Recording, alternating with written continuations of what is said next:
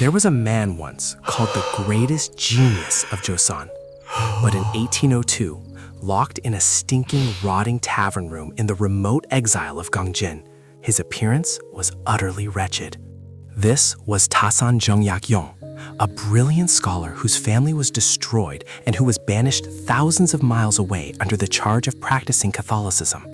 One day, while swallowing his despair in that suffocating tiny room called Sawijie, when everyone else avoided the convicted traitor, a 15-year-old boy in shabby cotton clothes cautiously knocked on his door. The boy's name was Hwang Sang. Born as the son of a petty local clerk, his path to any kind of success was completely blocked, making him the absolute lowest of the low in Joseon's strict society. Countless folk tales and rumors from later generations dramatically describe this scene, claiming the boy fell to the floor and sobbed bitterly about his miserable fate. They reconstructed the narrative like a tear-jerking drama to capture the public's imagination. However, the actual historical facts recorded in Jeong Yak-yong's own writings and Hwang Sang's collected works were much heavier and drier.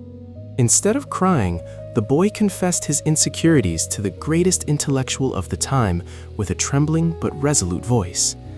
"Master, I wish to study, but I have 3 great incurable flaws. First, my mind is so dull that I cannot memorize anything. Second, my head is so blocked that I cannot understand the meaning of texts. And third, my comprehension is so slow that I simply know nothing. Can a fool like me ever learn to read and live as a proper human being?" This was not simple humility, but the desperate confession of a boy crushed for 15 years by the walls of the caste system and his own perceived stupidity. In Joseon's rigid hierarchy, the son of a petty clerk could never take the national exams or rise to government office, no matter how deeply he studied. Knowing the world would never recognize him even if he learned, the boy treated his own intelligence like garbage, sinking into deep self-hatred. Jeong Yak-yong silently looked at the boy. He had taught countless self-proclaimed geniuses in the capital of Hanyang. He himself had a miraculous brain that could memorize a book in an instant.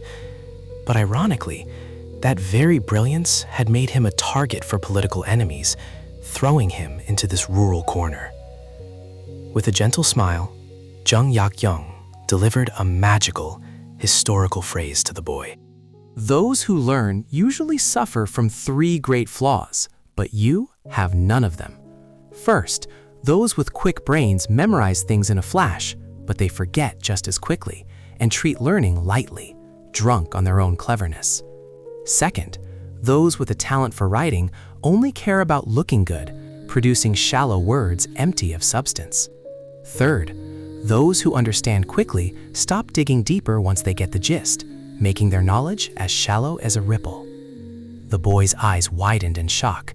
It was as if he had been struck on the head by his master's paradox, which claimed that the dullness he had cursed all his life was actually his greatest weapon.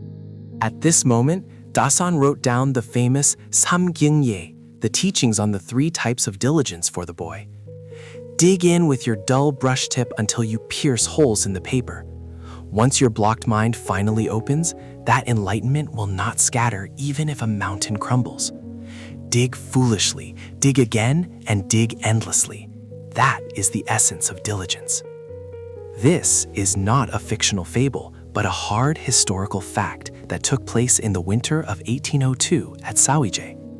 The greatness of grit, the perseverance that overpowers natural talent, which we emphasize so much today, was already seen through by a genius scholar 200 years ago.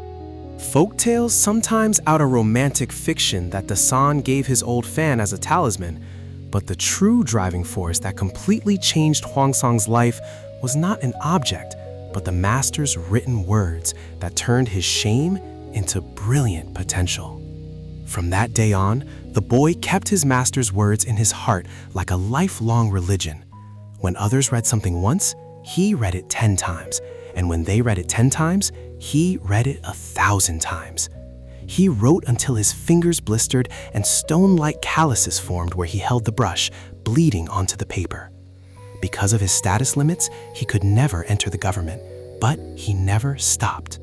Later, when Dasan was released from exile and returned to Namyangju, Hwang Sang dragged his old body and walked hundreds of miles multiple times just to pay his respects. Even after Dasan passed away, he kept his loyalty like a brother to his master's children and devoted his entire life to learning. Eventually, that country boy who called himself a dullard proudly left his name in history as one of the greatest poets and scholars of his time, whom even the elite noble intellectuals of Joseon dared not ignore.